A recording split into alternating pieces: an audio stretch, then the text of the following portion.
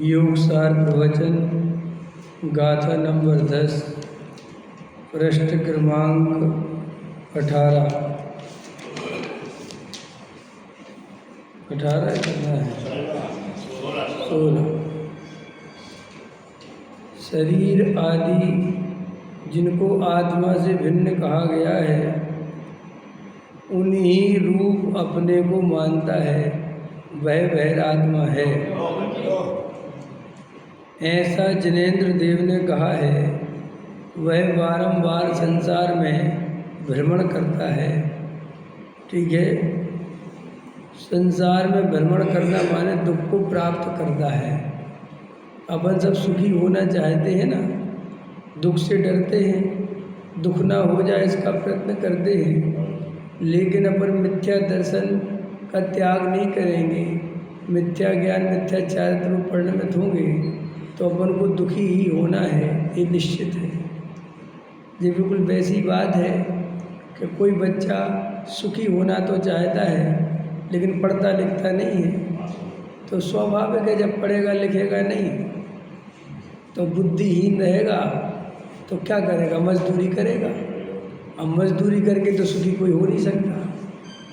अब वो कहता है कि मुझे सुखी होना है, तो वो कहने से होता क्या है भाई, सुखी होने के लिए तुम्हें वैसा पुरुषार्थ तो करना पड़ेगा ना जिससे सुखी हो जाओ। तो लोक में भी व्यवस्था है, थोड़े समय के सुखी होने के लिए थोड़ा पुरुषार्थ चाहिए, और अगर अनंत काल के लिए सुखी होना है तो अनंत पुरुषार्थ चाहिए। ठीक है कि नहीं? लोक में आप कहते हो अगर बेटा पढ़ोगे नहीं तो ज़िंदगी खराब हो जाएगी। ऐसे ही आचार्य कहते अगर बहिरात्मा बनी रहे तो बेटा चार गति में घूम जाओगे। बात बिल्कुल वही है। अब आपको और हमें नक्की करना है कि इस पर्याय संबंधित ही सुखी होने की सोचना है कि वास्तव में जो अनंत काल आगे पड़ा है, जो अनंत समय है, और मेरी सत्ता का नाश तो होने वाला है नहीं। अब मेरी सत्ता का नाश होगा नहीं, मैं रहूँगा तो ये बात तो पक्की है।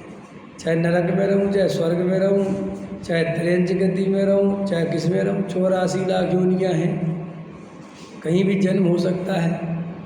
अब आचार्य कहते तुम बताओ, नक्की करो, तुम रहोगे तो सत्ता तो तुम्हारी सदा काल रहेगी, नष्ट नहीं हो सकते, मर नहीं सकते, तुम्हारा अस्तित्व मिट नहीं सकता। अब ये बताओ सुखी रहना है कि दुखी रहना है? कि महाराज सुखी रहना है। तो सुखी रहना है तो ये बहिरात्मपना छोड़ना पड़ेगा। देखो कितनी गजब की बात है। कोई बच्चा पूछता है ये किताबें काहे के लिए बनी? जब पढ़ते ना अपन छोटे में तो मन नहीं लगता, तो कहते पता नहीं कौन मूर्खों ने पढ़ाई बना दी, ये पढ़ाई नहीं होती तो अच्छा रहता। बच्चे को लगता है पढ़ते समय आलस करता है, नहीं पढ़ना जाए, कौन बनाए, क्या क्या याद करो। कई कई बच्चे पूछते ना याद करने से क्या फ़ायदा, याद करने से क्या फ़ायदा। है, पढ़ने से क्या फ़ायदा। तो भैया वो तुझे याद करने की कला सिखाते हैं, पढ़ने की कला सिखाते हैं, उससे तेरे दिमाग में जो है तेरी बुद्धिमान एक्टिव होता है, तो चीज़ों को सोचने समझने की शक्ति बढ़ती है, हिताहित करने सोचने की शक्ति बढ़ती है, और तेरा जीवन आगे जाके बढ़िया बनता है। तो शुरुआत में तो सबको लगता है, ऐसे ही अपन को लगता है कि यार ये भेद ज्ञान कौन करे, चलो आलस आ रहा सो जाओ, ठीक है कल कर लेंगे। क्योंकि भेद ज्ञान करने से क्या मिलेगा आपको पता नहीं है। भेद ज्ञान करने से सुख मिलता है।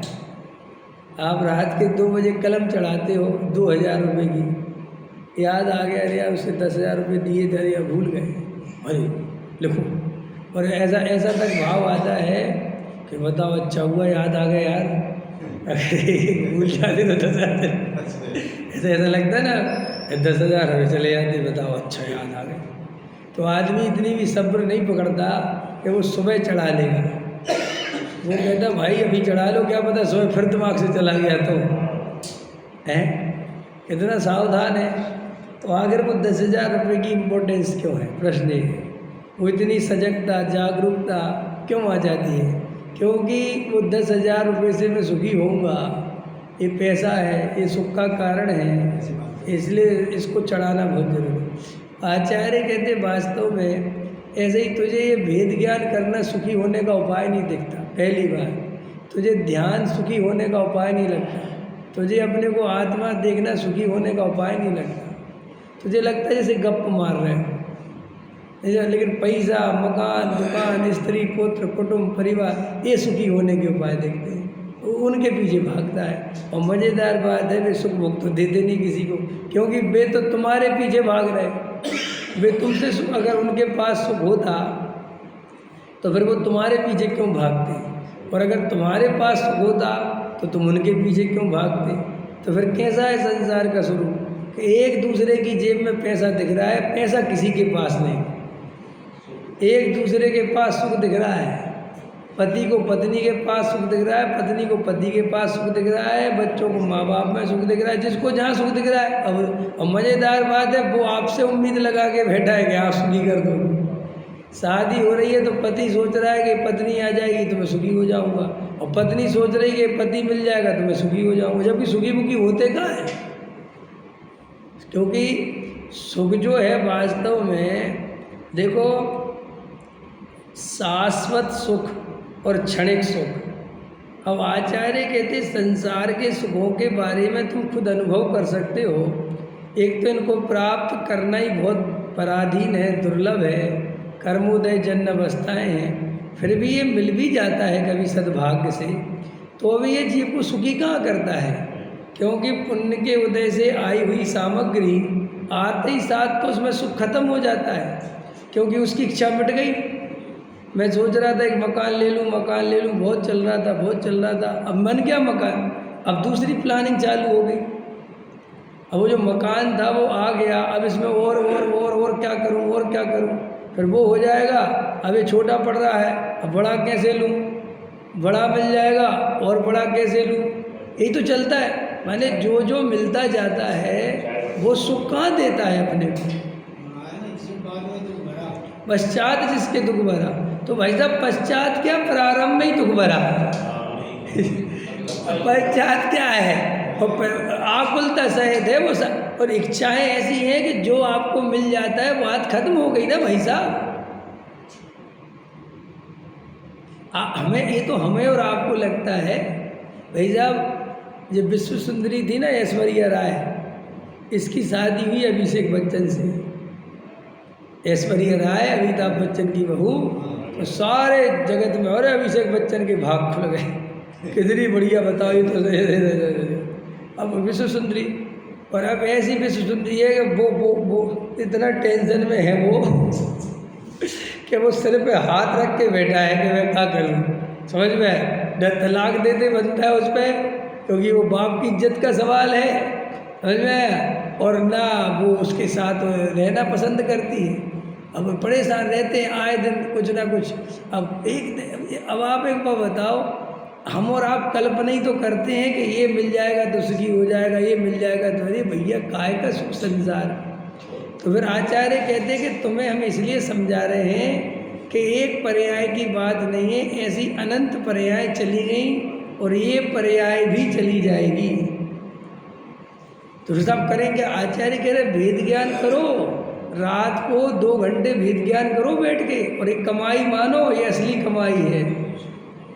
तुम बही खाते चढ़ाने को कमाई मानते हो, व्यापार करने से सुखी हो जाऊंगा, लेकिन वेद ज्ञान करने से मैं अनंत काल के लिए सुखी हो जाऊंगा, ये अपनी श्रद्धा नहीं। इसलिए तो अपन का ध्यान में मन नहीं लगता, वेद ज्ञान में मन नहीं लगता, बहिरात्मा बन के जीते रहते हैं। बताओ, अंदर में ये निर्णय नहीं कर पा रहे कि भाई साहब ये संसार महादुख रूप है और मैं अनादि अनंत सत्ता वाला पदार्थ हूँ, मैं सदा काल रहूँगा, शाश्वत हूँ मैं। तो देखो क्या कहते, शरीर आदि जिनको आत्मा से भिन्न कहा गया, उन रूप ही अपने को मानता है, वह बहिरात्मा है। अब अपने को कम से कम ये शरीर आदि रूप मानना तो बंद कर दो भाई।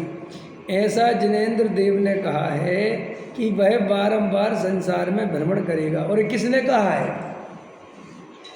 ये बहिरात्मा संसार में भ्रमण करेगा, ये किसने कहा है? ये हमने तुमने नहीं कहा है, ये रागियों ने नहीं कहा है, ये 6 उपसम वाले ने नहीं कहा, ये सर्वज्ञ देव ने कहा है। और सर्वज्ञ देव कभी झूठ नहीं बोलते, और वे वीतरागी हैं, कभी राग द्वेष नहीं करते। उनकी वाणी में जो बात जैसी बताई बिल्कुल वैसा ही होना है। भाई हमारी तुम्हारी बात तो झूठ निकल सकती है, ज्योतिषियों की बात झूठ निकल सकती है और निकलती है, समय पे तो गप्पे मारते हैं, लेकिन सर्वज्ञ देव जैसा तुम्हें बता रहे हैं बिल्कुल वैसा ही है। अगर हमने अपने को शरीर आदि माना, इनमें एकत्व किया, तो 84 लाख योनियों में जन्म मरण होने को तैयार रहना। देखो, एक जाति होती ना, कितनी जातियां हैं द्रव्य अपेक्षा?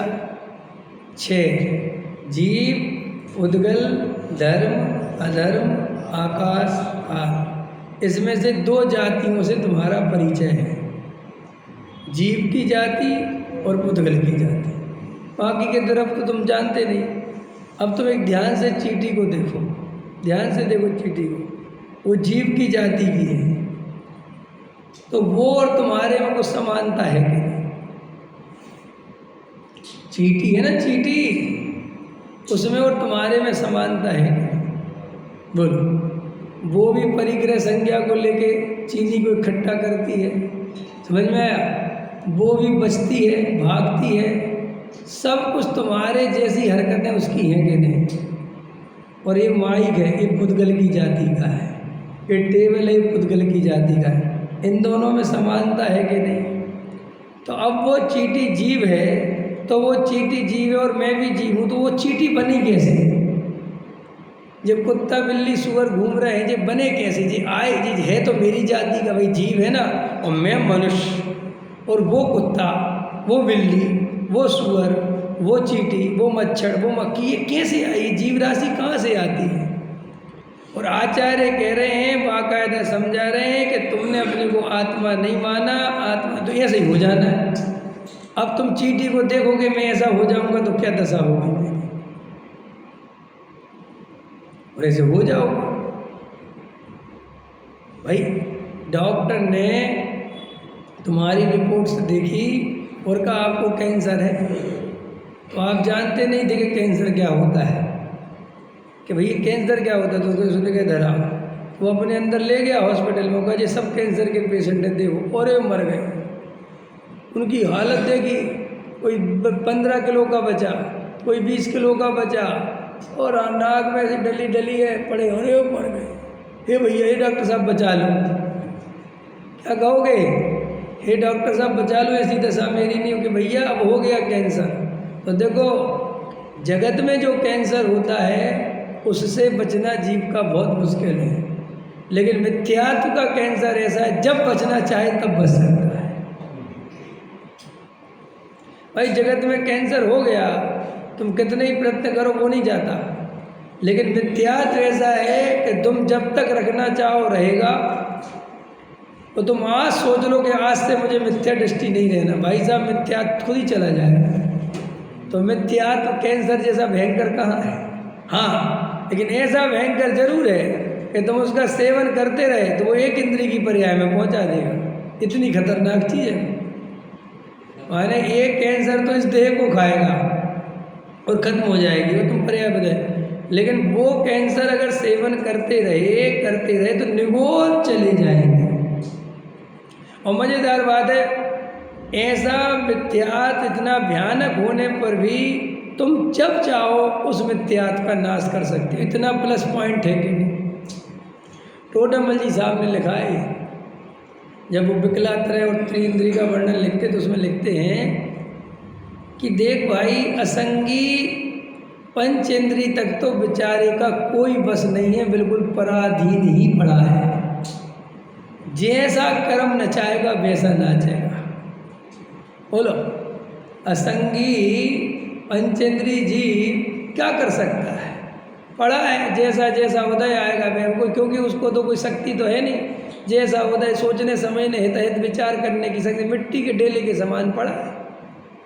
विचार संज्ञाएं होती है ना संगी जीवों में, आहार भय मैथुन परिग्रह, उसके कारण उनमें वैसी क्रियाएं देखी जाती हैं। उनमें सोचने समझने की वैसी शक्ति नहीं होती कि वे हित या आत्मा के बारे में विचार कर सकें। ऐसी शक्ति किसको मिलती है? केवल संगी पंचेंद्री मनुष्य में। और फिर भी विचार करो, संगी पंचेंद्री जो जीव हैं वो कितने हैं भाई? संगी पंचेंद्री मनुष्य, आप संगी पंचेंद्री त्रियंच, संगी पंचेंद्री देव।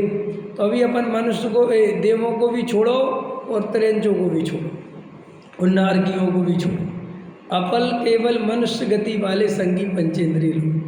अब मनुष्य गति वाले संगी पंचेंद्री आप हो गए, लेकिन आपका जन्म मुसलमान में हो गया होता तो वो तो संगी पंचेंद्री। एक कर्म आपका डिफेक्ट हो जाता, बस एक आपका कर्म ऐसा होना था कि आपको वहाँ पैदा हो जाना था, तो पूरा संगीत पंचेंद्री पना, पूरा मनुष्य भाव घृत मिथ्यात के सेवन में और हिंसा करने में गया कि नहीं गया? आपका जन्म किसी नीच गोत्र में हो जाता, क्या कर रहे होते? मैं तो कहता हूँ दिगंबरों में ही हो गया होता, लेकिन आपको गुरुदेव का तत्व ज्ञान नहीं मिला होता तो अभी कुगुरुओं की सेवा कर रहे होते, जय जय गुरुदेव कर रहे होते, आगे पीछे दौड़ रहे होते उनके, मूर्खों की तरह, कोई पता नहीं। कल डॉक्टर साहब का प्रवचन सुन रहा था मैं, प्रवचन सार में लास्ट में अंतिम गाथाएं थी, पंचरत्न का अधिकार है ना, उसके पहले की 2-3 गाथाएं हैं, तो उसमें चरणानी और चूलिका है, तो उसमें मुनिराज का स्वरूप का वर्णन है कि कैसे होते मुनिराज। तो उसमें लिखा कैसे मुनिराजों का सत्संग नहीं करना, क्या सावधानी करी कुंदकुंदेव, कैसे मुनिराजों का सत्संग नहीं करना? तो जो संसारियों के संग प्रवृत्ति करते हो उनका सत्संग नहीं करना। समझ में आया कि नहीं आया? किनके साथ? क्रिया में कोई दोष नहीं लगाते, बिल्कुल 28 पूर्ण पलते हैं, लेकिन समाज का, संसारी जीवों का बहुत सत्संग करते हैं, माने उनके साथ बहुत वार्तालाप करते हैं, उनके साथ उठते बैठते हैं, उनके कार्यक्रमों में पार्टिसिपेट करते, माने वहाँ बैठते हैं। इससे तो ऐसे साधुओं के सत्संग से बचना। कि नहीं साहब 28 गुण तो पालते हैं कि भाई साहब क्या लेना, साधु तो वो है जो वनवासी एकांतवासी, जैसे गृहस्थों के संपर्क में भोजन आदि करने जाना पड़े तो वो उसका भी प्रायश्चित लेता है, और जो गृहस्थों के बीच में तख्ती डाल के बैठा है, नहीं समझ में, और गृहस्थों को सारे दिशा निर्देश, कार्यक्रम ऐसे होगा ऐसे होगा ऐसे होगा, तो जो व्यवहारी जनों का, लौकिक जनों का, क्या जो लौकिक जनों का सत्संग करे वो लौकिक ही जानना, उसे साधु नहीं मानना। क्या मानना? कि वो साधु के भेष में संसारी लौकिक है, गृहस्थ है। क्यों? कि वो मुनि बन के भी गृहस्थों का सत्संग नहीं छोड़ा उसने। भाषा समझ रहे? तो डॉक्टर साहब उसमें समझा रहे थे कि लोग हमसे आके पूछते हैं एक घटना सुना रहे थे अपने ज़माने की, सन 53 की। ये लगे एक बार मैं इंदौर में रामासा के मंदिर में प्रवचन करने जाता था, तो एक मुनिराज वहाँ आए, तो उनका भी प्रवचन होता था और डॉक्टर साहब, और डॉक्टर साहब का परिचय उनसे पहले का था, मानो पहले से जानते थे। तो 2-4-6 दिन प्रवचन चले होंगे। फिर एक दिन डॉक्टर साहब को उन्होंने एकांत में बुलाया और बोले मैं आपसे एक बात पूछना चाहता हूँ। बोले पूछो। बोले मेरे में क्या कमी है? क्या बोले? मेरे में क्या कमी है? डॉक्टर साहब ने कहा क्यों? नहीं, बोले बताओ। देखो मैं अपनी कमी सुधारना चाहता हूँ, अगर मेरे में कोई कमी हो, और आप देखो इतना स्वाध्याय है, आपने शास्त्र पढ़े हैं, तो मेरी कमी बता दो, तो मैं साधु बन गया तो कम से कम वो कमी तो दूर कर लूँगा। डॉक्टर साहब ने कहा नहीं नहीं छोड़ो, कोई बात नहीं है, कोई कहाँ तक क्या बात, नहीं नहीं नहीं नहीं आप बताओ। तो दादा ने कहा आप ये बताओ आपके मन में प्रश्न क्यों आया? तो उन्होंने कहा आप मुझे नमस्कार नहीं करते ना।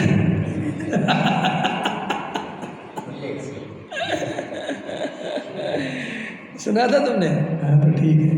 तो बोले आप मुझे नमस्कार क्यों नहीं करते?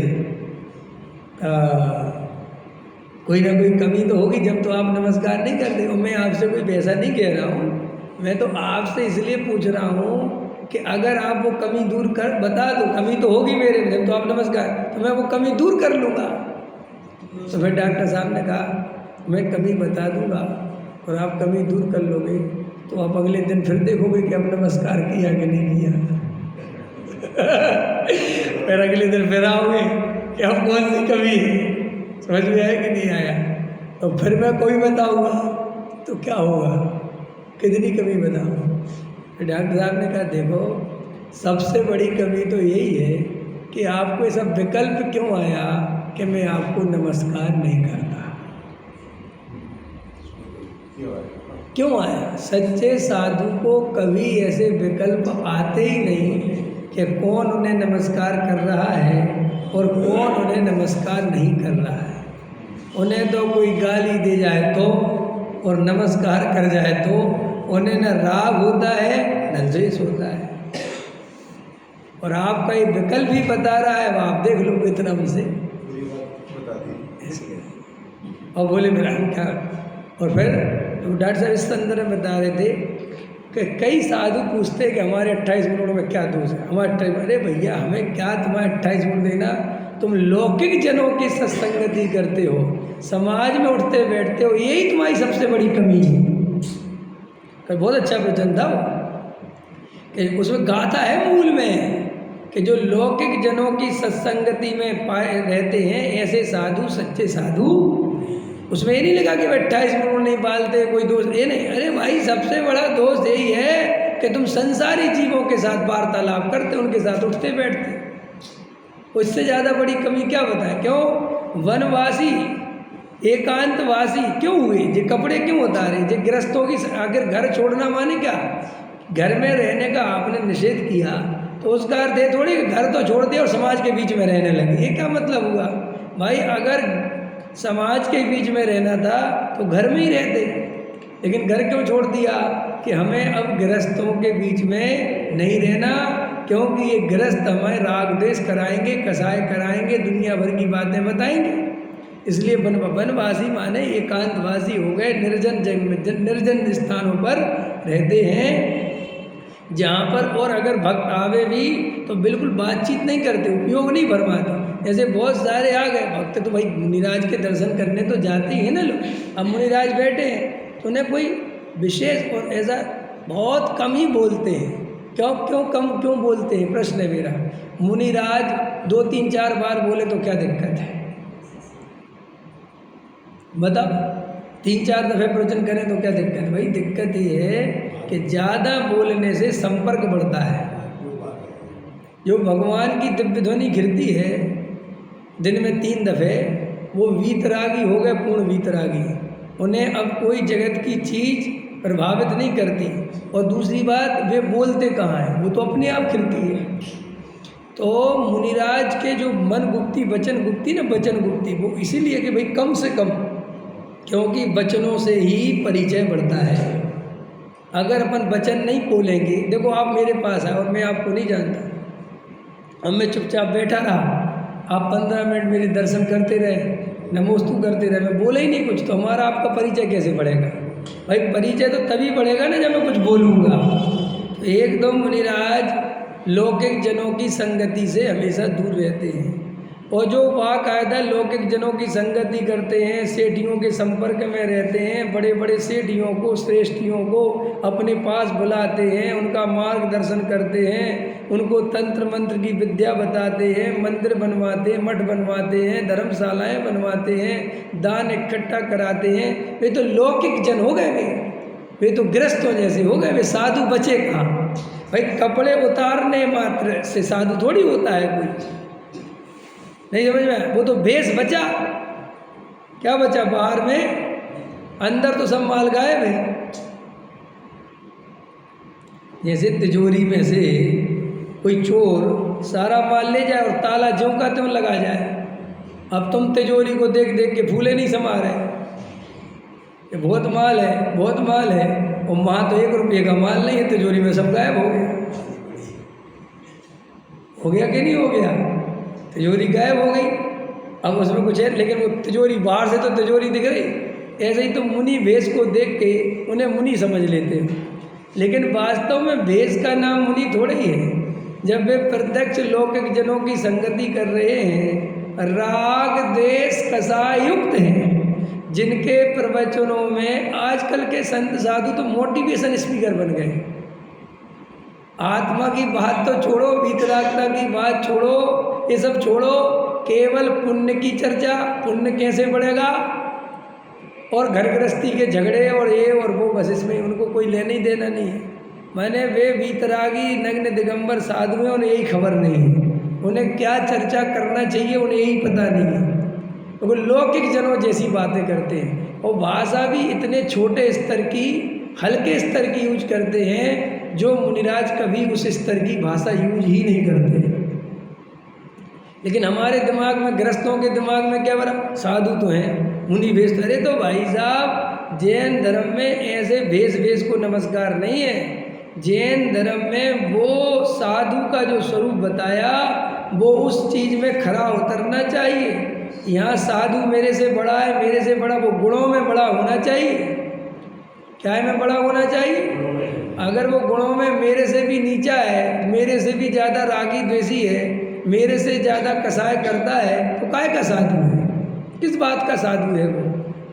जिसके प्रवचनों में कसाय दिखती है, जो गाली देता है, निंदा करता है, तो उसको हम साधु कैसे माने? तो उसमें लिखा कि जो लौकिक जनों की संगति करते हैं। अब और सुनो भद्रसेन जी, और क्या लिखा, और उसमें ये लिखा कि लौकिक जनों की जो संगति करते, ऐसे साधुओं से तो दूर ही रहना, लेकिन जो साधु ऐसे साधु की संगति करता है, उस साधु से भी दूर रहना। और भाई अब समझ में आया कि नहीं आया? आई समझ में कि नहीं आई? क्या क्या बोला मास्टर जी मेरे? हाँ, मैंने कितना सावधान किया कि साधु के वो साधु डायरेक्ट तो नहीं करता, तो भैया वो डायरेक्ट तो लौकिक जनों की संगति नहीं करता, लेकिन जो साधु लौकिक जनों की संगति करता है, वो उनके साथ रहता है, तो वो ही लौकिक जन ही है। अब बोलो, पढ़ो प्रवचन सार पढ़ लेना। अभी है, समझ में आया कि नहीं आया? अरे आज के ऐसे प्रश्न आते साहब, साधुओं को पहली बार मिले तो नमस्कार करना चाहिए, शास्त्रों में लिखा है। अरे भाई साहब, डॉक्टर साहब ले रहे थे कल कि क्या नमस्कार करना चाहिए, क्या नहीं चाहिए। आजकल दुनिया इतनी छोटी हो गई कि सबको सब जानते हैं। पहले का ज़माना ऐसा था कि भाई साहब एक गांव का आदमी दूसरे गांव के आदमी को नहीं जानता था, समझ में आया? और ऐसे में कोई साधु आ जाए तो भैया अपन को क्या पता, तो पहले उनको नमस्कार आदि करना, उनके साथ सत्कार व्यवहार करना, फिर उनके गुण आदि देखना, फिर अगर हीन आदि गुण हो तो वहाँ से चले जाना, और अगर अच्छे वैसे ही हो जैसा मुनिराज का स्वरूप है तो उनके प्रति पूरा जैसा व्यवहार होता है वो करना। अब लेकिन जो महानगरों में घूम रहे हैं, समझ में आया, जिनके बड़े बड़े सिंहासन लग रहे हैं, बड़े बड़े जुलूस निकल रहे, तो पहले ही से पता है, जिनके पोस्टर ही छप गए बाजार में। हमें क्या क्या क्या उसमें दिमाग लगाने की कि नहीं, अपन क्या देखना है, मुझे बताओ, क्या समझना है। और दूसरी बात, हम अज्ञानी होते, हमें तत्व ज्ञान पता नहीं होता, हमें कुछ पता नहीं होता, तो भाई हम भी जाते कि भाई सुने आओ, हमें तो पता चल गया, जो हमें चाहिए था वो तो हमें मिल गया, हम कहाँ जाएं। देखिए पहले तिथियां निश्चित हैं, वो तो अतिथि हैं। हाँ, सब कुछ निश्चित है। अरे वो तो हम कह रहे ना, डॉक्टर साहब कल कह रहे थे प्रयोजन कि अगर हम दोष गिनाने बैठेंगे तो हम थक जाएंगे, लेकिन फिर दोष खत्म नहीं होंगे। इसलिए क्या क्या क्या करना भाई एक चावल से पूरे चावल देख लिए, खत्म, समझ में आया, क्या दिमाग लगाना है यार कि ठीक है। और फिर दूसरी बात, हमारा कोई प्रयोजन नहीं बचा, हमारा कोई विशेष प्रयोजन नहीं बचा। ऐसा किसी ग्रंथ में नहीं लिखा है कि तुम अगर साधु के पास नहीं जाओगे, नमस्कार नहीं करोगे तो तुम्हें सम्मेलन नहीं होगा। मिल जाए सहजता से तो ना, अपना तो भैया जिनवाणी माँ के आधार से तत्व ज्ञान समझा। जब नारकियों को सम्यक दर्शन हो सकता है, देवों को सम्यक दर्शन होता है, त्रियंचों को होता है, तो हमें क्यों नहीं होगा? हमें किसी की शर्त के पीछे क्यों दौड़े? मुझे विनय के नाम पर भी बहुत ठगता है। देखो जैन धर्म कितना जबरदस्त धर्म है कि विनय नाम का मिथ्यात्व बताया उन्होंने, कि विनय धर्म भी है और विनय मिथ्यात्व भी है।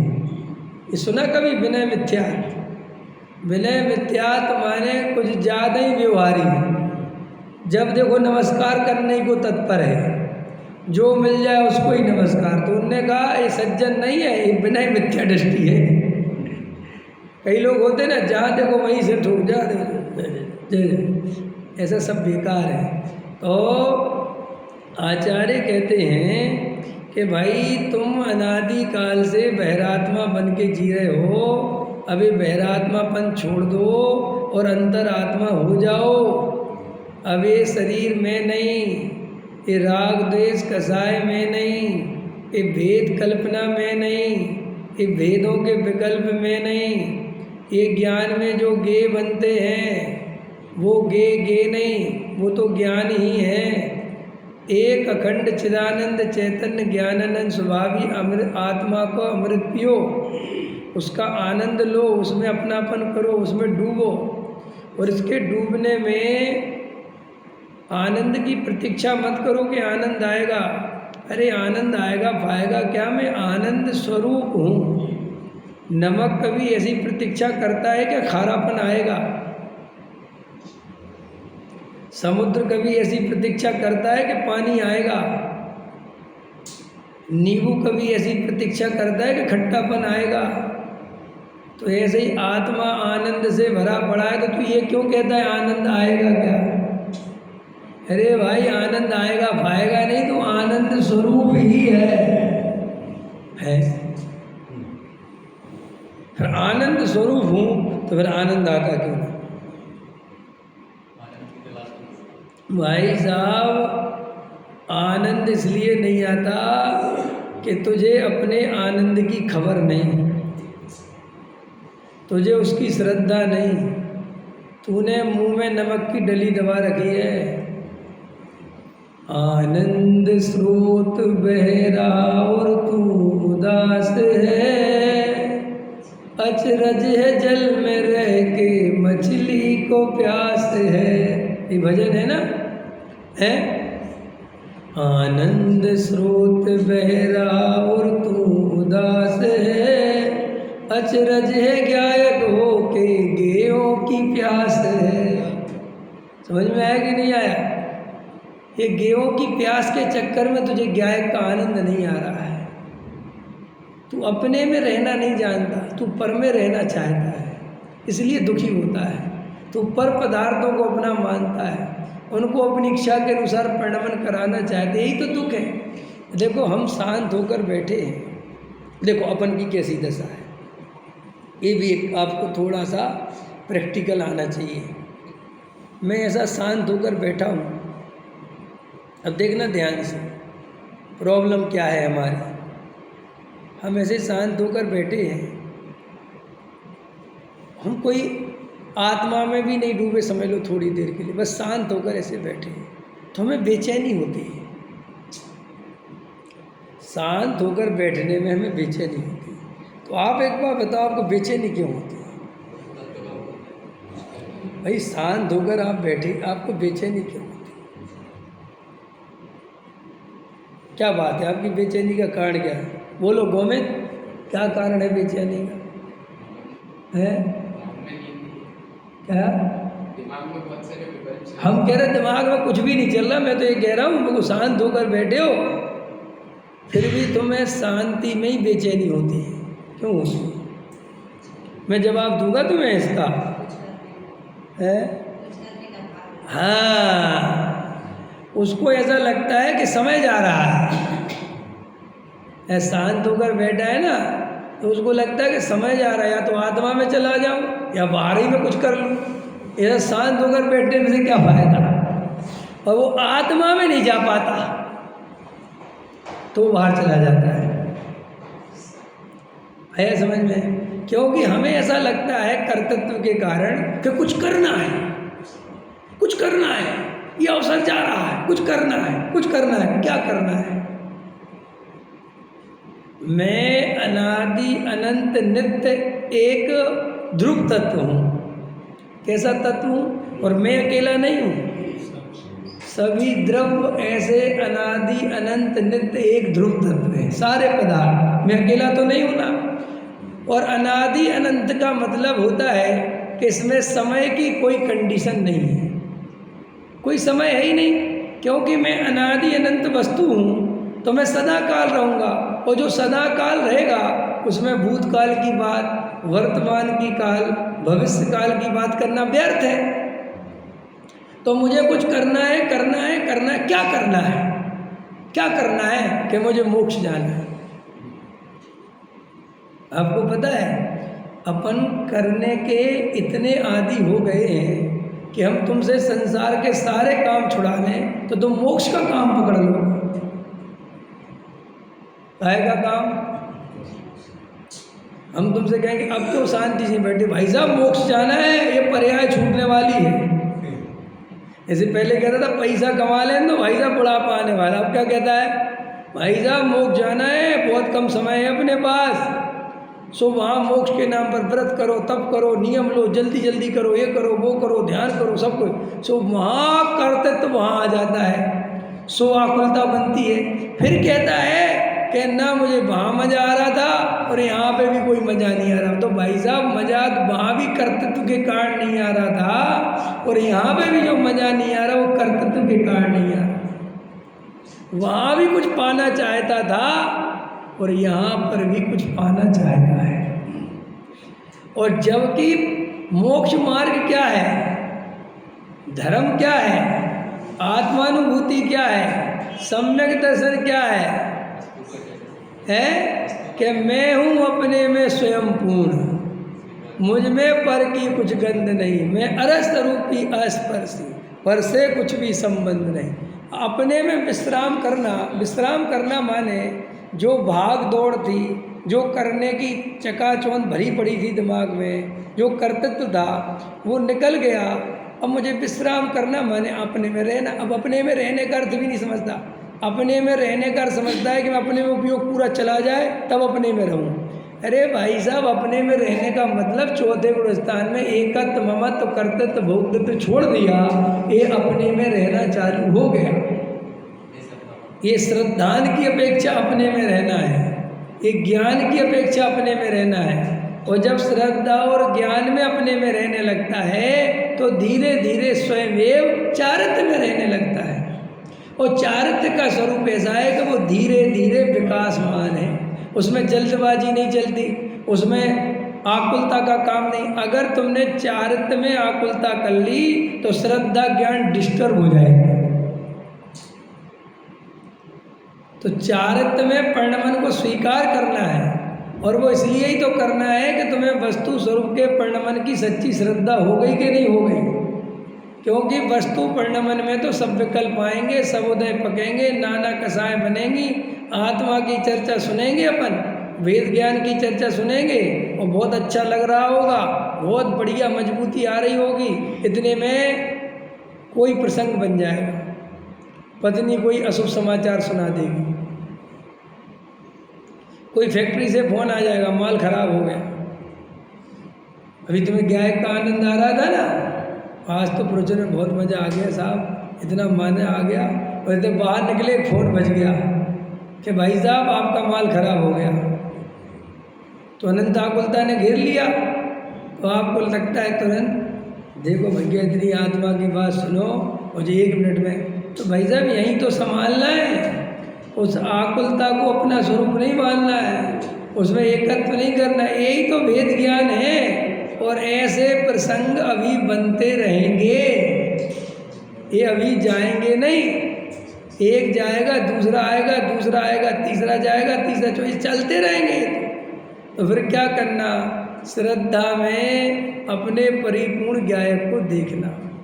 हम ध्यान के नाम पर भी कुछ पाना चाहते, इसलिए ध्यान नहीं होता। हमें कुछ पाना आना है ही नहीं, मैंने तो पा लिया। कि क्या पा लिया आपने? अच्छा बताओ आप लोगों ने क्या पा लिया? हमें क्या पा लिया तुम नित्य दिन से? पाना किसे कहते पता? जिन शासन में मुझे कुछ नहीं पाना, ये जिसने पा लिया उसने सब कुछ पा लिया। समझ में आया? मैं अपने आप में परिपूर्ण हूँ, मुझे कुछ पाना वाना है ही नहीं। समझ में आया? मेरे तो अंतरंग में 1% कोई कमी नहीं है। पर्याय वर्याय से मेरा कोई लेना देना नहीं है। मैं तो त्रिकाली ध्रुव गायक तत्व हूँ। ये गे भे भी नहीं है, तो मेरा ज्ञान स्वभाव है। और बाहर का कोई लेना देना नहीं। मुझे ना भगवान होना ना कुछ होना, मैं तो स्वयं भगवान हूँ। ऐसी दृष्टि, ऐसा ज्ञान में निर्णय, ऐसा वेदन जिसको हो रहा है, वो संपूर्ण जिन शासन को अनुभव कर रहा है, वो समस्त जैन शासन को पी रहा है। ऐसा मैं लीन नहीं हो पा रहा। लीन होना पर्याय का काम है, जब होगी हो जाएगी। समझ में आया? क्या पर्याय को लीन होना होगा, मेरा आनंद लेना होगा तो लेगी।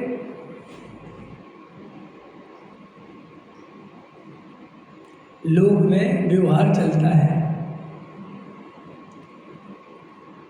2 तरह के व्यवहार चलते हैं।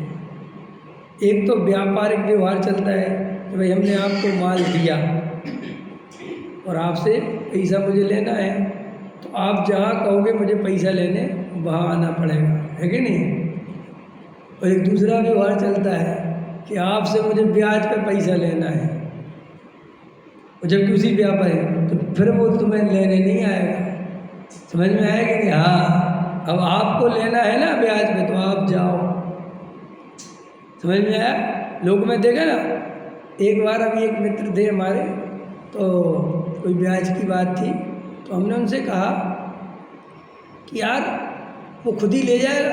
बोले भाई साहब, व्यापार का पैसा ले जाएगा, ब्याज आपको देने जाना पड़ेगा। समझ में आया? हाँ, क्योंकि ये तुम्हारी कमजोरी है। आया समझ में? ऐसे ही पर्याय की कमजोरी है कि वो गायक में लीन नहीं है, वो संसार में भटक रही। तो मैं पर्याय नहीं हूँ। अब पर्याय को अगर मेरी शरण में आना हो, तो पर्याय मेरे में लीन हो जाए, तो मैं तो निहाल हूँ ही भाई, मैं तो निहाल हूँ। और अगर वो मेरे में लीन होगी तो वो भी निहाल हो जाएगी। तो तुम अपनापन मैं कौन में पर्याय को शामिल मत करो। मैं कौन में केवल अखंड चिदानंद ध्रुव चैतन्य तत्व, गायक तत्व, केवल वो मैं हूँ। फिर ये पर्याय क्या है? ये पर्याय उसका अवलंबन लें तो सुखी होती है, और पुद्गल का परद्रव का अवलंबन लें तो दुखी होती हैं। मैं ना दुखी होता हूँ ना मैं सुखी होता हूँ, मैं तो जैसा हूँ मैं तो वैसा ही रहता हूँ। अच्छा वज्रसेन जी, ये बोल कौन रहा? मैं जैसा हूँ मैं तो वैसा ही रहता हूँ, ये बोल कौन रहा है? पर्याय। यही तो मज़ेदार बात है। ये पर्याय जो बोल रही है ना, बस इसके ही मजे आने हैं। आपको क्या लग रहा है कि द्रव बोल रहा होगा? द्रव नहीं बोल रहा, बस पर्याय का यही स्वर हो जाता है तो पर्याय निहाल हो जाता है। और ये पर्याय अपने को जब तक मनुष्य आदि रूप देखती है, संयोग रूप देखती है, राग द्वेष रूप देखती है, तो बस धक्के खाती है। अरे जो स्त्री अपने पति को छोड़कर इधर उधर भटकेगी, गारंटी से उसकी दुर्दशा होने से कोई नहीं रोक सकता। देखो, स्त्री को दो आश्रय बताए ना, एक पिता का और एक पति का, कि देख जब तक शादी नहीं हुई तो पिता का वो नहीं छोड़ना। पिता का घर छोड़ के जगह जाएगी तो ये जगत बहुत खतरनाक है, समझ में आया? और पति जिससे तेरी शादी हो जाए उसको छोड़ के इधर उधर भटकेगी तो भी बहुत परेशान हो जाएगी। ऐसे ही श्री गुरु कहते, ध्रुव माने वो पर्याय का सब कुछ। अगर ये पर्याय उस ध्रुव में समर्पित रहेगी तो ये अजर अमर हो जाएगी, सुखी हो जाएगी। और ये पर्याय ध्रुव को छोड़कर इधर उधर भटकेगी तो 84 लाख योनि में जन्म लो। किसका? ध्रुव का नहीं, पर्याय का। समझ में आया? जन्म मरण किसका होगा? तो सुखी किसको होना है? तो और पर्याय सुखी कैसे होगी? कि पर्याय को ध्रुव में पूरी तरह समर्पित होना पड़ेगा। कैसे समर्पित होना पड़ेगा? जैसे वो पत्नी अपने पति के लिए समर्पित हो जाती है, कि वहाँ अपना गोत्र सरनेम भी बदल देती है, और जो पति का सरनेम होता है वो अपना सरनेम बना लेती है। अब आजकल चल गया ना कि तुम भी अपना सरनेम मत बदलो और हम भी नहीं बदलें। बहुत होशियार हो रही दुनिया, बहुत होशियार। ये सब होशियारी ले डूबेगी। ये जितना तुम ईगो, ये क्या कर रहे हैं अपन, आजकल दुनिया में अहंकार को बढ़ावा दिया जा रहा है। स्त्रियों को समझाया जा रहा है कि तुम भी कुछ हो, तुम भी कमाती हो, तुम्हें कोई झुकने की जरूरत नहीं है। पति है तो कोई परमेश्वर है क्या? परमात्मा है क्या? समझ में आया? कुछ नहीं होता। और तुम अपना सरनेम क्यों बदलोगी? तुम अपना रखो, वो अपना रखो। और यहीं से तुमने उसके समर्पण में खलल डाल दिया। और ऐसी स्त्री 100% उसका समर्पण पूरी तरह नहीं हो पाने के कारण तलाक होने में देर नहीं लगेगी और पर पुरुषों के संपर्क में आने में देर नहीं लगेगी। बोलो। और पहले क्या था कि भैया यही सब कुछ है, समझ में आया? ऐसे ही जब तक पर्याय अपने ध्रुव में समर्पित नहीं होगी, अपना अस्तित्व मिटाकर भूलकर मैं तो ध्रुव तत्व हूँ, ऐसा जब तक उसका स्वर नहीं बदलेगा, जब तक वो ऐसे अनुभव में नहीं जाएगी, तब तक पर्याय में दुख नहीं मिटेगा। देखो, अपन क्षण भर के लिए निज रस पी लेते हैं तो आत्मानुभूति होती है, आनंद आता है। ध्रुव देखते ही सारी आकुलता मिट जाती है। और लोग कहते हैं ध्रुव देखने से सुख कहाँ होता है। भाई साहब, आपने अपने को ध्रुव देखा 2 मिनट, आपकी अनंत आकुलता मिट गई, तो ये अनंत सुख है कि नहीं? लेकिन हम लोग वो हैं कि खाज खुजाने में मजा मानते हैं। क्या मानते हैं? खाज खुजाने में, खुजली जितनी खुजाओ उतना मजा आता है। ऐसे अपन ये पंच इंद्री के विषय भोग, ऐसी आदत पड़ी है कि जैसे 8-10 दिन तक अच्छे भोजन की इच्छा नहीं हुई, मान के चलो, सहज जो मिल गया खा लिया, तो इसको इसमें मजा नहीं आता। डॉक्टर साहब के पास जाता, कहता आजकल ज़्यादा भूख ही नहीं लग रही।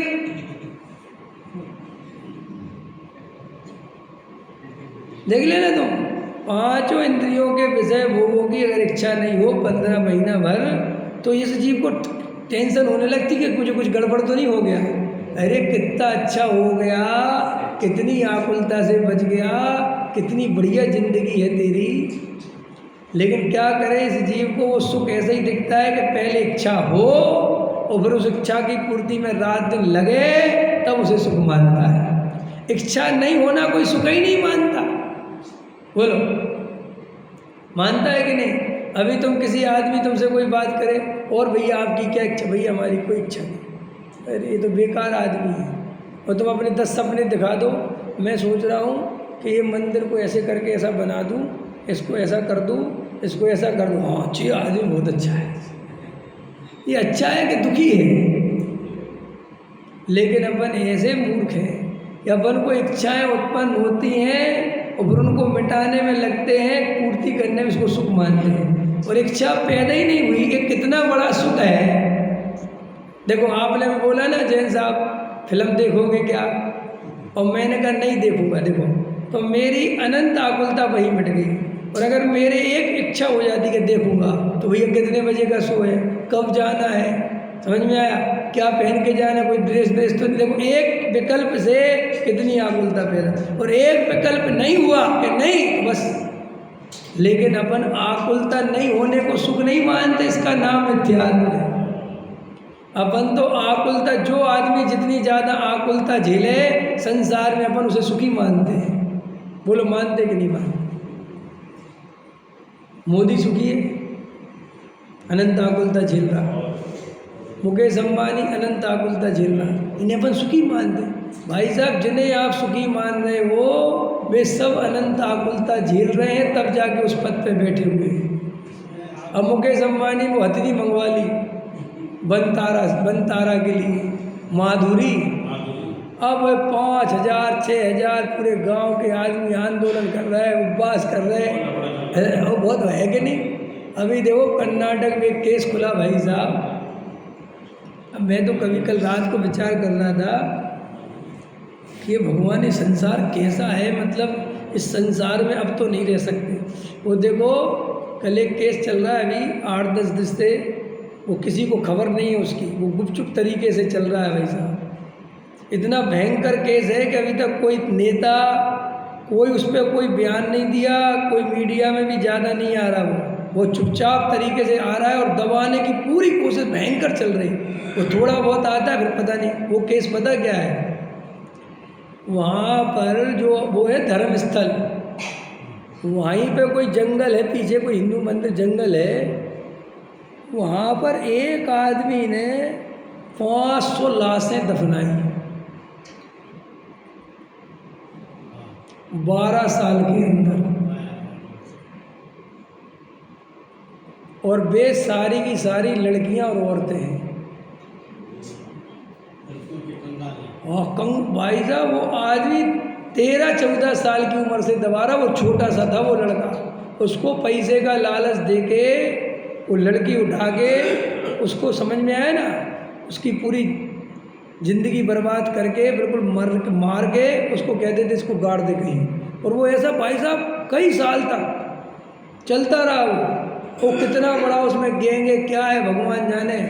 अब वो थक गया भाई साहब, और जब उसके ही घर के लोग उस गिरोह में, माने उसकी बहन कोई या उसके कोई रिश्तेदार की लड़की को उठाया, तब उसकी रूह कप गई कि भैया अब अपने पे आ गई ना बात। तो वो इतना ज़्यादा हो गया कि वो हड्डियाँ भर के, ये क्या बोलते इसको, खोपड़ी थैले में लेके पहुंच गया थाने में। तो लोग वहाँ पुलिस वाले घबरा गए कि क्या है, बोला भाई साहब घबराओ मत चलो।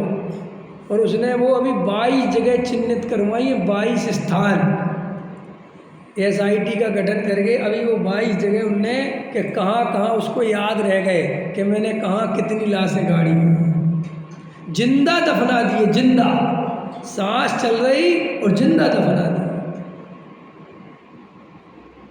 ये तुम्हारे सामने कोई मैं नरक का वर्णन नहीं कर रहा हूँ, मैं नरक की कहानी नहीं सुना रहा हूँ, कोई त्रयंच गति की कहानी नहीं सुना रहा हूँ, इसी मनुष्य गति की इसी क्षेत्र की कहानी सुना रहा हूँ।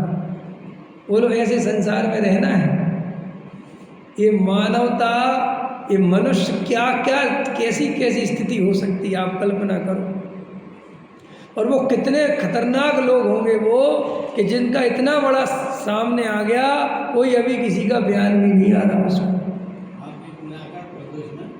अभी आपने कहा कि आपने फिल्म देखने के लिए कहा, मैंने मना कर दिया, और उसमें सब जगह जाएगी। पंडित साहब जो होता है वो भी कह रहे फिल्म की, पंडित साहब कह रहे। हाँ, मुझे तो वो तो बराबर है।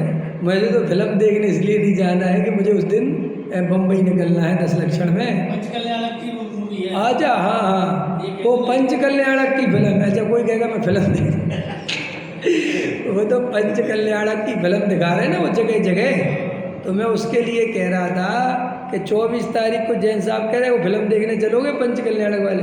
तो मैंने कहा मैं तो नहीं जाऊंगा। तो मेरा एक विकल्प, एक इच्छा नहीं हुई। तो देखो मेरे को कितने विकल्प नहीं हुए, तो आकुलता नहीं हुई ना।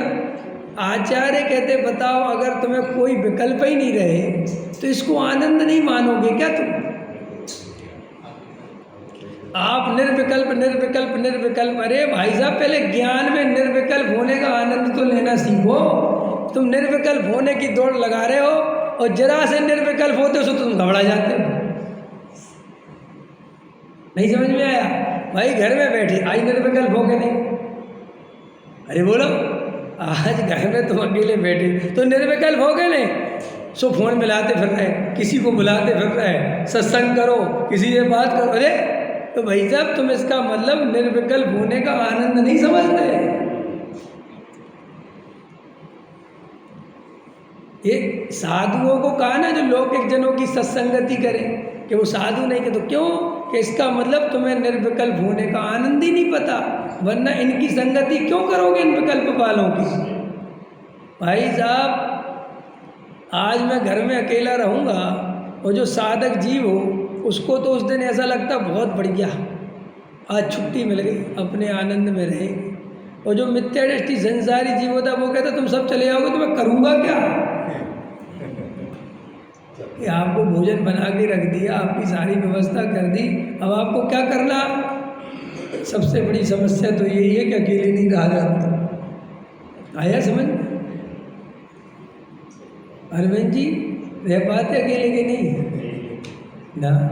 ये दिल्ली वाले तो और खतरनाक है, पत्नी को एक दिन मायके नहीं भेजते, जाते तो साथ ही साथ ले आते, सुबह जाते शाम को ले आते हैं। क्यों इतना मोह करके क्या करोगे? हैं? अरे कम से कम निर्विकल्प होना है तो 2-4-6 दिन कम से कम देखो तो कि निर्विकल्प होने में आनंद आता भी है कि नहीं। अब ऐसा हो रहा कि रेस तो लगा रखी, हे भगवान निर्विकल्प आत्मानुभूति कब होगी, हे भगवान। और भगवान कह रहे अभी थोड़े को आधा घंटा करा दूँ तो भागता फिरेगा। हम निर्विकल्प होने में राजी नहीं हैं। हमें तो ऐसा लगता विकल्प होवे और फिर उनके अनुसार काम होवे तो मजा आवे, और कोई विकल्प ही नहीं होवे तो बस इसको लगता, मुझे लगता डिप्रेशन हो गया, उदास उदास सा रहता है। अरे सम्यक दृष्टि डिप्रेशन में नहीं रहता, सम्यक दृष्टि तो आनंद में रहता है भाई। तो अब अपन को बहिरात्मा बने का लक्षण छोड़ना है। अब यह आत्मा शुद्ध चेतन अखंड अभेद पदार्थ है, उसे छोड़कर शरीर धन दान मकान कीर्ति, शरीर की क्रिया तथा अंदर के पुण्य पाप के भाव ये सब मेरे हैं, ऐसा मानने वाला बहिरात्मा मिथ्या दृष्टि। क्या क्या? शरीर, धन, धान, मकान, कीर्ति, शरीर की क्रिया, पुण्य पाप के भाव ये सब मेरे हैं, ऐसा अपन इनको अपना मानते हैं। यही बहिरात्मा पने का लक्षण है। मैं तो कैसा हूँ? आत्मा शुद्ध चेतन अखंड अभेद पदार्थ है। इस तरीके से ये सब भाव, ये शरीर, धन धान मकान ये सब मेरा नहीं, ये मेरा स्वरूप नहीं, ये तो पर्याय बदलते ही सब कुछ बदल जाना है। देखो एक बात देखो थोड़ी सी, बचपन की सारी पर्याय चली गई, मैं तो हूँ। ऐसे ही जवानी आ गई, जवानी के सारा समय चला गया, सारी पर्याय चली गई, लेकिन मैं तो हूँ। ये शरीर बूढ़ा हो गया, जर्जर हो गया, लेकिन मैं तो हूँ। ऐसे ही ये पूरा पर्याय ही बदल जाएगी और मैं किसी और पर्याय में चला जाऊँगा, लेकिन मैं तो हूँगा। होगे कि नहीं होगे? तो तुम बचपन नहीं रहा, जवानी रही, तो बुढ़ापा भी नहीं रहेगा, माने पर्याय नहीं रहेगी। तो इसका मतलब इन पर्यायों में अपनापन करना तो बहुत अज्ञान है। अब मुझे किसी पर्याय में अपनापन नहीं करना भाई, मुझे तो अपने ध्रुव तत्व में रहना है। मैं तो ध्रुव हूँ, चिदानंद चैतन्य पिंड हूँ, ज्ञायक हूँ, परिपूर्ण हूँ। कोई द्रव्य किसी में आता जाता नहीं, कोई किसी का करता धरता नहीं, वस्तु व्यवस्थित सुंदर है। ऐसा जानकर जो जीव अपने में रम जाते हैं वे अनंत काल के लिए अनंत सुख को प्राप्त करते हैं, और जो जीव ऐसा नहीं मानते, नहीं जानते और पर पदार्थों में रमते हैं वे दुख के अलावा कुछ नहीं पाते, रात दिन दुखी होते हैं। तो अपन ऐसे बहरात बने को छोड़ें और आत्मा की अनुभूति करें, ध्रुव की दृष्टि करें। इसी मंगल भावना के साथ अभी बात पूरी करता हूँ।